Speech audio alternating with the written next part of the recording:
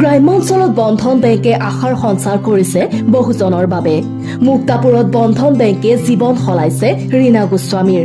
অসমৰ গাঁৱে ভূঞে এতিয়া বন্ধন বেংকে হাঁহি বিৰিঙাবলৈ সক্ষম হৈছে বহুজনৰ মুখত। কামৰূপ গ্ৰাম্য জিলাৰ মুক্তাপুৰত ৰীনা গোস্বামী তাৰে এক উদাহৰণ।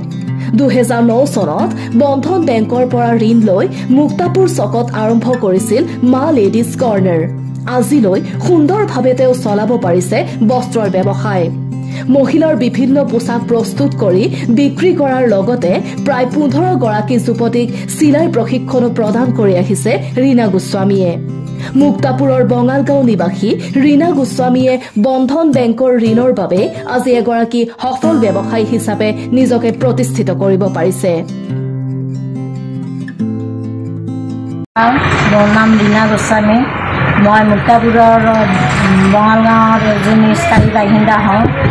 মই 2009 চনত বন্ধন বেংকৰ পৰা পইচা ল'লোঁ। লৈ মই ক্ষুদ্ৰ ব্যৱসায় আৰম্ভ কৰিলোঁ। এই ব্যৱসায়টো বৰ্তমানলৈ চলি আছে। ইয়াত বহুতেই কিছুমান কাপোৰ বস্তু বিক্ৰী কৰা হয়, লগতে মহিলাসকলকো ইয়াত প্ৰশিক্ষণ দিয়া হয়। ইয়াৰ পৰা মই বহুত উপকৃত হৈছোঁ। অন্য কিছুমান বেংকৰ পৰা পইচা ল'বলৈ গ'লে বহুত সমস্যা হয়, কিন্তু বন্ধন বেংকত আমি সেইবিলাক সমস্যা পোৱা নাই। সেইকাৰণে মই বন্ধন বেংকলৈ অশেষ ধন্যবাদ জনাইছোঁ। মই গম পালোঁ যে আমি বন্ধন বেংকত কম কষ্টতে তাৰমানে আমি পইচাটো আয়ত্ব কৰিব পাৰোঁ। সেইকাৰণে সেইটো গম পাই মই বন্ধন বেংকৰ লগত যোগাযোগ কৰিলোঁ। কোনটো শাখা? মুক্তাপুৰ বন্ধন বেংকৰ শাখাৰ পৰা মই কি ব্যৱসায় চলাই আছে আপুনি? টেইলৰিং লগতে কাপোৰ ক্ষুদ্ৰ বস্তু কিছুমান বিক্ৰী কৰোঁ, মেচিনৰ বস্তু। মই প্ৰশিক্ষণো দিওঁ আৰু ছাত্ৰীসকলক শিকাওঁ, আৰু লগতে কিছুমান বস্তু বিক্ৰী কৰোঁ। কাপোৰ কানি এইবিলাক মহিলাক যিবিলাক কাপোৰ লাগে এইবিলাক মই বিক্ৰী কৰোঁ। আৰু কাপোৰ কানি এইবিলাকো চিলাওঁ। মই চিলাই বৰ্তমানলৈ মই চলাই আছোঁ। কেনেকুৱা আপোনাৰ বৰ্তমান ব্যৱসায়? ভালে। কি ক'ব আপুনি? মই বন্ধন বেংকৰ পৰা লোন লৈ বহুত সুবিধা পাইছোঁ। কষ্ট একো কৰিব নালাগে, সময়মতে পইচাবিলাক দিব লাগে, আৰু পইচা লোৱাৰো একো সুবিধা পোৱা নাই। সেইকাৰণে মই বহুত ভালেই পাইছোঁ বন্ধন বেংকৰ পৰা পইচা ল'বলৈ। কিমান টকাৰ লোন লৈছিল? 2000? মই 2009 চনত 10,000 লৈছিলোঁ। বৰ্তমান 1,00,000 আৰু 1,50,000 তেনেকুৱাকৈ লৈ আছোঁ।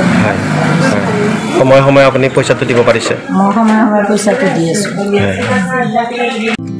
মুক্তাপুৰ চকত থকা মা লেডিজ কৰ্ণাৰত মহিলাৰ পোছাকৰ গুণগত দিশটোৰ বাবে গ্ৰাহকসকলেও আদৰি লৈছে ৰীনা গোস্বামীৰ দ্বাৰা প্ৰস্তুত কৰা পোছাকসমূহ।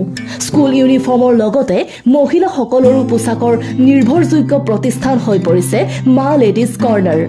বন্ধন বেংকৰ পৰা পোৱা সঁহাৰিয়ে এতিয়া আশাৰ সঞ্চাৰ কৰিছে ৰীনা গোস্বামীৰ লগতে তাত প্ৰশিক্ষণপ্ৰাপ্ত যুৱতীসকলৰ বাবে। 2005 চনত জনশিক্ষা সংস্থান কামৰূপৰ পৰা প্ৰশিক্ষণপ্ৰাপ্ত ৰীনা গোস্বামী আজি এগৰাকী সফল মহিলা হিচাপে চিনাকি অঞ্চলটোত। বন্ধন বেংকক মুক্তাপুৰ শাখাৰ এই প্ৰচেষ্টাক শলাগ লৈছে অঞ্চলবাসীয়ে। আমি বিভিন্ন বস্তু কিনিব পাওঁ, সেইবোৰ আমি কিনিও, আৰু বিৰাতে বাইদেউ ধুনীয়াকৈ ট্ৰেইনিঙো দিয়ে, সেইবোৰ ট্ৰেইনিঙো আমি শিকোঁ, আৰু এনেকৈ চলি আছোঁ। কেনেকুৱা ইয়াতে ধুনীয়া আমি ব্যৱহাৰ কৰি পাইছোঁ, গতিকে আমি একো অসুবিধা পোৱাও নাই। ধুনীয়া কাপোৰ আনিবিলাক হয়। গাঁৱত এনেকুৱা ভিতৰীয়া জেগাত এনেকুৱা ট্ৰেইনাৰ দোকান নাই, সেইবাবে এখনে আছে, আৰু বাইদেউ ধুনীয়াকৈ দিছে, ধুনীয়াকৈ শিকাইছে, আৰু এনেকুৱা সুবিধা আমাৰ ইয়াতে নাই। অকল এখনে দোকান আছে, আৰু এইখনেদি যথেষ্ট আমি শিকিব পাৰিছোঁ।